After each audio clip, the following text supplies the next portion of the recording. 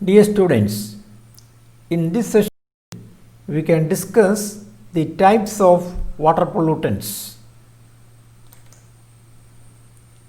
Types of water pollutants.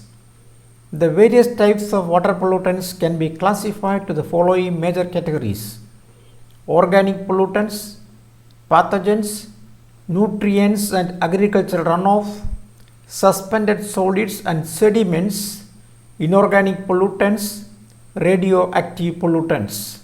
Biological agents. The biological agents include disease-causing agents like bacteria, viruses, protozoa, and parasitic worms that enter into water from domestic sewage and untreated human and animal waste. Human waste contain concentrated populations of coliform bacteria such as Escherichia coli and Streptococcus facilis.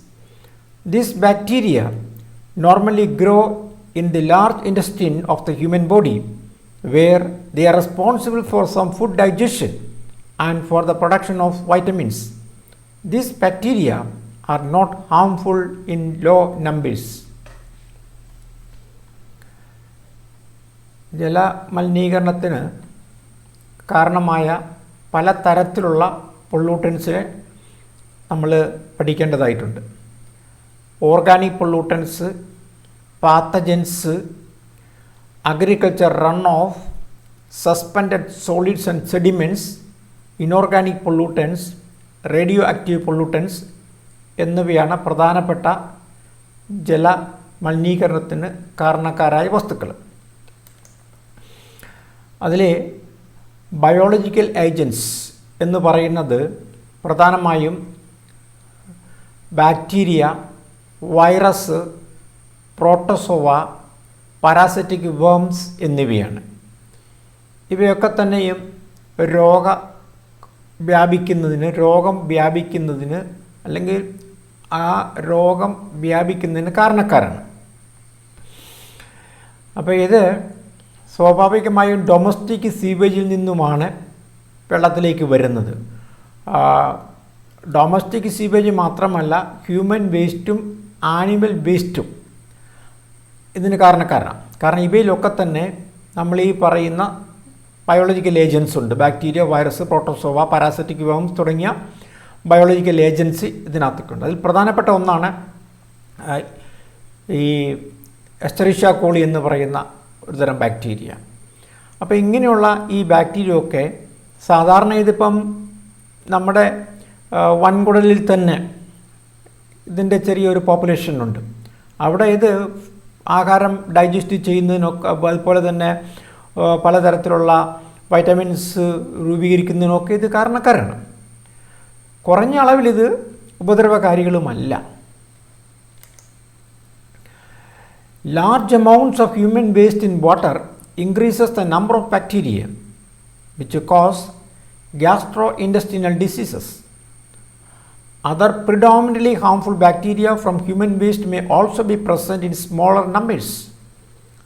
Thus, greater the amount of waste in water, greater the chances of biological agents that pollute the water. Water is the carrier of pathogenic microorganisms and can cause immense harm to public health. The waterborne diseases are typhoid, paratyphoid fevers, dysentery, cholera and polio. ജലത്തിൽ മാലിന്യങ്ങളുടെ സാന്നിധ്യം കൂടുന്നതനുസരിച്ച്, മാലിന്യങ്ങളുടെ concentration കൂടുന്നതനുസരിച്ച് ബാക്ടീരിയയുടെ പോപ്പുലേഷനും ബാക്ടീരിയയുടെ അളവും കൂടിക്കൊണ്ടിരിക്കും. അപ്പോൾ അത് പലതരത്തിലുള്ള gastro ഇൻറ്റസ്റ്റിനിയൽ ഡിസീസസിന് കാരണമാകും. പിന്നെ ബാക്ടീരിയ ഹ്യൂമൻ വേസ്റ്റിൽ നിന്നും ജലത്തിലേക്ക് വരുന്ന ബാക്ടീരിയയുടെ നമ്പർ വർദ്ധിക്കുന്നതനുസരിച്ച് greater the amount of waste in water, greater the chances of biological agents that pollute water. വളരെ സ്വാഭാവികമാണ്. ജലത്തിൽ മാലിന്യത്തിൻ്റെ അളവ് കൂടുന്നതനുസരിച്ച് രോഗത്തിന് കാരണക്കാരായിരിക്കുന്ന ബാക്ടീരിയകളുടെ അല്ലെങ്കിൽ ബയോളജിക്കൽ ഏജൻസിൻ്റെ പോപ്പുലേഷൻ നമ്പറും കൂടിക്കൊണ്ടിരിക്കും. രോഗവ്യാപനത്തിന് കാരണമായിരിക്കുന്ന പല മൈക്രോ ഓർഗാനിസത്തിൻ്റെയും ഒരു ക്യാരിയറാണ് വാട്ടർ എന്ന് പറയുന്നത്. Water is a carrier of pathogenic micro organisms and it can cause immense harm to public health. പൊതുജനങ്ങളുടെ ആരോഗ്യത്തിന് വളരെ ഉപദ്രവകരമായിരിക്കുന്ന പ്രശ്നങ്ങൾ ഇതിനുണ്ടാക്കാൻ പറ്റും. പലതരത്തിലുള്ള രോഗങ്ങൾ, ഉദാഹരണത്തിന് പറയുകയാണെങ്കിൽ ജലജന്യ രോഗങ്ങളായിരിക്കുന്ന typhoid, paratyphoid, fever, dysentery, cholera, polio, ഇതൊക്കെ തന്നെയും ജലത്തിൽ കൂടി പകരുന്ന രോഗങ്ങളാണ്. Physical agents of the different types of water pollution, the pollution caused by the physical agents is the most recognizable. Simply stated, the physical agents of pollution are the discarded materials into the environment. Physical pollution is what you might refer as trash and is the direct result of human actions. In other words, nature does not produce physical pollution because in natural systems all byproducts or waste are eventually recycled back into the environment. For example, in nature, a fallen tree will degrade and eventually return nutrients to the soil. അടുത്തതായിട്ട് നമ്മൾ കാണുന്നത് physical agents ആണ്. പല തരത്തിലുള്ള ജലമലിനീകരണത്തിൻ്റെ കാരണക്കാരിൽ പ്രധാനപ്പെട്ട, പ്രത്യക്ഷമായി തന്നെ നമുക്ക് തിരിച്ചറിയാൻ പറ്റുന്ന ഒരു ഏജൻ്റാണ് ഫിസിക്കൽ ഏജൻറ്റ് എന്ന് പറയുന്നത്. ഹ്യൂമൻ ആക്ടിവിറ്റീസിൻ്റെ ഫലമായിട്ടാണ് പലപ്പോഴും ഫിസിക്കൽ ഏജൻറ്റ്സ്, ട്രാഷ്, വേസ്റ്റ് ജലത്തിലേക്ക് വരുന്നത്. നമ്മൾ പലപ്പോഴും യാതൊരു തത്വദിശയും ഇല്ലാണ്ട് മാലിന്യങ്ങൾ ജലത്തിലേക്ക് വലിച്ചെറിയുന്നുണ്ട്. അപ്പോൾ അങ്ങനെ വലിച്ചെറിയുന്ന പല മെറ്റീരിയൽസും അപ്പോൾ ഫിസിക്കൽ ഏജൻറ്റ്സ് ആണ്. പ്രകൃതിയിൽ ഒരിക്കലും ഈ മാലിന്യങ്ങൾ ഒരു പരിധിക്കപ്പുറത്ത് എൻവയോൺമെൻറ്റിലേക്ക് തള്ളപ്പെടുകയില്ല. ഒരു ഉദാഹരണത്തിന് പറയുകയാണെങ്കിൽ ഒരു മരം അല്ലെങ്കിൽ ഒരു പ്ലാന്റ് അത് പെടന്ന് പോയി കഴിഞ്ഞാൽ, അത് മറിഞ്ഞു വീണ് കഴിഞ്ഞാൽ കുറേ സമയം കൊണ്ട് അത് സ്വാഭാവികമായും അത് മണ്ണിൻ്റെ ഭാഗമായി അത് ലയിച്ചു ചേരുകയും അത് മണ്ണിലടങ്ങിയിരിക്കുന്ന ന്യൂട്രിയൻസിനെ വർദ്ധിപ്പിക്കുകയും ചെയ്യും. ഇത് സൈക്ലിക്കായിരിക്കുന്ന ഒരു പ്രൊസീജിയറാണ്.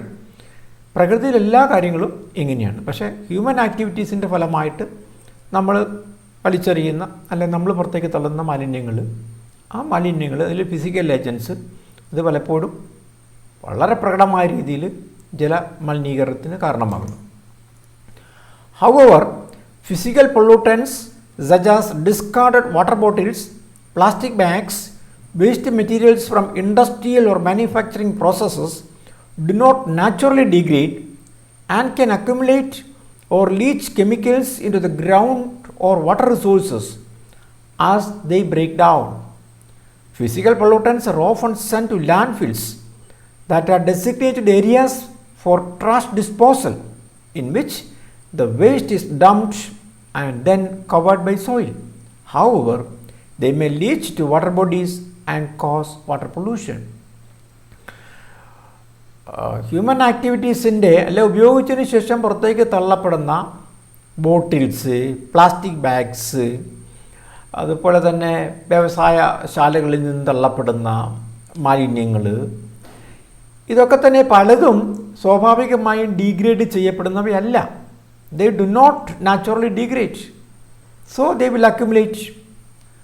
അക്യുമുലേറ്റ് ചെയ്ത് കഴിയുമ്പോഴേ നമ്മൾ വേസ്റ്റ് ഡംപ് ചെയ്യുന്ന ഒരു മേഖലയിൽ അല്ലെങ്കിൽ എവിടെ വലിച്ചെറിയുന്നോ അവിടെ നിന്നും അത് ലീച്ച് ചെയ്യും. ലീച്ച് ചെയ്തിട്ട് അത് ഗ്രൗണ്ട് വാട്ടറിലും മറ്റു വാട്ടർ റിസോഴ്സിലും, സർഫസ് വാട്ടറിൻ്റെ റിസോഴ്സിലും ഒക്കെ അത് എത്തിപ്പെടും. ടൗണിൽ നിന്നൊക്കെ ആണെങ്കിൽ, സിറ്റികളിൽ നിന്നൊക്കെ ആണെങ്കിൽ വളരെയധികമായിട്ട് മാലിന്യങ്ങൾ വരുമ്പോഴത്തേനും അത് ലാൻഡ് ഫില്ലിനാണ് ഉപയോഗിക്കുന്നത്. ലാൻഡ് ഫില്ലിന്, അതായത് മണ്ണ് നികത്തി എടുക്കാൻ വേണ്ടിയിട്ട് അതിന് പ്രത്യേക സ്ഥലങ്ങൾ അതിനുവേണ്ടി ഡെസിഗ്നേറ്റ് ചെയ്ത് വെച്ചിട്ടുണ്ട്. പക്ഷേ അങ്ങനെ ഡെസിഗ്നേറ്റ് ചെയ്യുന്ന അത് നമ്മൾ കുഴിച്ച് മൂടുകയാണെങ്കിൽ കൂടിയും അതിൽ നിന്നും സ്വാഭാവികമായും കെമിക്കൽസ്, പൊല്യൂഷന് കാരണമാകുന്ന, മലിനീകരണത്തിന് കാരണമാകുന്ന, ജലമലിനീകരണത്തിന് കാരണമാകുന്ന പല കെമിക്കൽസും ക്രമേണ മണ്ണിലേക്ക്, പിന്നീട് അത് ജലത്തിലേക്ക് അത് കിനിഞ്ഞിറങ്ങും. Chemical agents. Chemical agents are the pollutant chemicals introduced into the environment. Chemicals may not be seen by the naked eye, but they can cause problems in all areas of the environment, from the air we breathe to the fresh water we drink and to the soil we use for growing crops. Agricultural practices are an example of a chemical pollution source. Pesticides used to control insects and pests are the best example of chemical agents of water pollution. These chemicals can run off from a farmer's field and enter waterways. Even the fertilizers used in agriculture may act as a chemical agent of water pollution. Chemical agents ജലമലിനീകരണത്തിന് കാരണക്കാരായിരിക്കുന്ന chemical ഏജൻസിനെ നമുക്ക് നേക്കഡായി ഉപയോഗിച്ച് കാണാൻ പറ്റത്തില്ല. പക്ഷേ എൻവയോൺമെൻറ്റിൻ്റെ എല്ലാ മേഖലകളിലും, അതായത് മണ്ണ്, ജലം, വായു, ഇതെല്ലാം മലിനീകരിക്കുന്നതിന് ഈ കെമിക്കൽ ഏജൻസ് കാരണക്കാരാണ്. അപ്പോൾ ഇത് എൻവയോൺമെൻറ്റിലേക്ക് വരുന്ന രീതികൾ ഏറ്റവും ലളിതമായിരിക്കുന്ന ഒരു ഉദാഹരണം എന്ന് പറയുന്നത്, സിമ്പിളായിരിക്കുന്ന ഒരു ഉദാഹരണം എന്ന് പറയുന്നത് നമ്മുടെ കാർഷിക മേഖലയിൽ നിന്ന് തന്നെയാണ്. കാർഷിക മേഖലയിൽ നമ്മൾ ഉപയോഗിക്കുന്ന പെസ്റ്റിസൈഡ്സ്, ഫംഗസൈഡ്സ്, ഇതൊക്കെ തന്നെ സ്വാഭാവികമായും ലീച്ച് ചെയ്ത് നമ്മുടെ ജലസ്രോതസ്സുകളിൽ എത്തും. എന്തിന്? കാർഷിക മേഖല ഉപയോഗിക്കുന്ന ഫെർട്ടിലൈസേഴ്സ് പോലും പലപ്പോഴും ജലമലിനീകരണത്തിന് കാരണക്കാരായ ഒരു chemical ഏജൻറ്റാണ്. Nitrogen and phosphorus present in fertilizers provide more nutrients to tiny plant life in the water bodies, causing rapid growth and eventually depleting oxygen levels in the water to the point where fish and other species cannot survive. Chemical pollution from pesticides and fertilizers can also contaminate soil if used in excess. Other sources of soil contamination include the leaking of chemicals from mines and landfills. ഫെർട്ടിലൈസേഴ്സിൽ അടങ്ങിയിരിക്കുന്ന നൈട്രജനും ഫോസ്ഫറസും ഒക്കെ leech ചെയ്ത് ജലസ്രോതസ്സിലെത്തിക്കഴിയുമ്പോൾ ജലത്തിൽ വളരുന്ന സസ്യങ്ങളുടെ അമിതമായ വളർച്ചയ്ക്ക് അത് കാരണക്കാരാകും. കാരണം മോർ ന്യൂട്രിയൻസ് കിട്ടിക്കഴിയുമ്പോൾ ജലത്തിലുള്ള ചെറിയ, അതായത് ആൽഗെ പോലുള്ള ജലസസ്യങ്ങൾ അത് വേഗത്തിൽ വളരുകയും സ്വാഭാവികമായും അത് പിന്നെ ഡീക്കേ ചെയ്യാം. അങ്ങനെ ഡീക്കേ ചെയ്ത് ഓർഗാനിക് സബ്സ്റ്റൻസ് ആയിട്ട് അത് ജലത്തിൽ വരുന്നു. ജലത്തിലുള്ള ഡിസോൾവ്ഡ് ഓക്സിജൻ ഉപയോഗിക്കുന്നു. അങ്ങനെ ജലത്തിലെ ഡിസോൾവ്ഡ് ഓക്സിജൻ്റെ അളവ് കുറഞ്ഞു കഴിയുമ്പോൾ ജലത്തിൽ വസിക്കുന്ന ജീവികൾക്ക്, അക്വാറ്റിക് സ്പീഷീസിന്, പ്രത്യേകിച്ച് ചില മത്സ്യങ്ങൾക്ക്, അതുപോലെ തന്നെ ചില പ്ലാന്റ്സ്, അതിനൊന്നും ജീവിക്കാൻ പറ്റാത്തൊരു എൻവയോൺമെൻറ്റായി അത് രൂപീകരിക്കപ്പെടുന്നു, അത് മാറുന്നു. അതുപോലെ chemical pollution from pesticides and fertilisers can also contaminate soil if used in excess. അപ്പോൾ അമിതമായ രാസവള കീടനാശിനി പ്രയോഗങ്ങൾ മണ്ണിനെയും മലിനീകരിക്കും. മണ്ണിൽ കൂടിയാണല്ലോ വെള്ളം ജലസ്രോതസ്സിലേക്ക് കിനിഞ്ഞിറങ്ങുന്നത്. അപ്പം മണ്ണ് മലിനീകരിക്കപ്പെട്ട് കഴിഞ്ഞാൽ സ്വാഭാവികമായും ജലവും മലിനീകരിക്കപ്പെടുന്നു. Chemicals can infiltrate both underground and surface water sources. As an integral component of the agricultural industry, it is unsurprising that much of the chemical contaminations come from pesticides and fungicides used in farming. The metals and solvents from industrial sites are also leading contributors of water pollution. Fertilizers and pesticides applied to crops can seep into the ground and contaminate underwater rivers and waterbeds, thus deteriorating the quality of wells, borewells and other places from which water is extracted to human use. അതായത് chemicals വളരെ പെട്ടെന്ന് അത് degrade ചെയ്ത് പോകില്ല. അത് ദീർഘകാലം എൻവയോൺമെൻറ്റിലോ അല്ലെ മണ്ണിലോ ഒക്കെ കിടക്കുന്നവയാണ്. സ്വാഭാവികമായി തന്നെ അത് ലീച്ച് ചെയ്ത് നമ്മുടെ ജലസ്രോതസ്സുകളിൽ എത്തിപ്പെടും. അത് കാർഷിക മേഖലയിൽ നിന്നുള്ള കെമിക്കൽസ് ആണെങ്കിലും, ഇനി അതല്ല മറ്റ് വ്യവസായ ശാലകളിൽ നിന്നോ അല്ലെങ്കിൽ മൈനിങ് നടത്തുമ്പോഴോ ഏത് സ്രോതസ്സിൽ നിന്നാണെങ്കിലും മണ്ണിനെയും ജലത്തെയും മലിനീകരിക്കുന്ന കെമിക്കൽസ് സ്വാഭാവികമായും ഒരു ജലമലിനീകരണത്തിന് അല്ലെങ്കിൽ ഒരു കംഫർട്ടബിൾ ആയിരിക്കുന്ന ക്വാളിറ്റിയുള്ള ഒരു ജലത്തിൻ്റെ ലഭ്യതയ്ക്കത് തടസ്സമായിരിക്കും. That is all in this particular session. Now the assignments are, what are the different types of water pollutants, and you have to write notes on the biological agents of water pollution. The last date for submitting the assignment is September 25, 2020. Thank you.